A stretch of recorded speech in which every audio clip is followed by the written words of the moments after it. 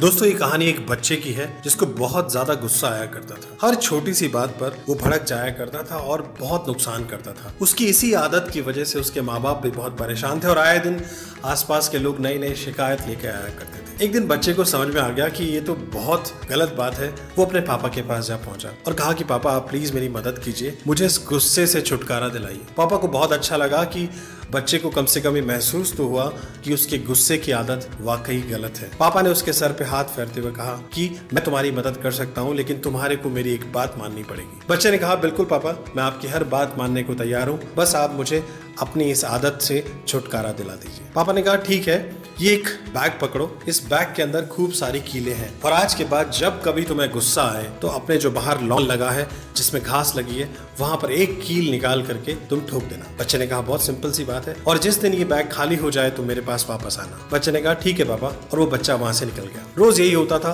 कभी 25 कील उस लॉन में ठोकती थी, कभी 30, कभी 15, कभी 10। लेकिन ये क्या, बच्चे ने देखकर हैरानी महसूस करी कि धीरे धीरे जो ये कीले वो लॉन में ठोक रहा है वो कम होती जा रही है। और एक दिन तो ऐसा आया कि बहुत ही कम, सिर्फ 2 कीले उसने लॉन में लगाई और धीरे धीरे वो भी कम हो गई और वो सारा बैग खाली हो गया। बच्चा बहुत खुश हुआ क्योंकि उसे गुस्सा बहुत कम आने लग गया था। बिल्कुल कभी कभी तो आता ही नहीं था। वो वापस अपने पापा के पास पहुंच के बोला पापा ये बैग खाली हो चुका है, इसकी सारी कीले मैंने लॉन में लगा दी है, ठोक दी है वहां पर, और अब मुझे गुस्सा भी बहुत कम आने लगा है। ये देख करके पापा को बहुत खुशी हुई। उसने कहा ठीक है बेटा, अब मैं तुम्हें एक और काम देता हूँ।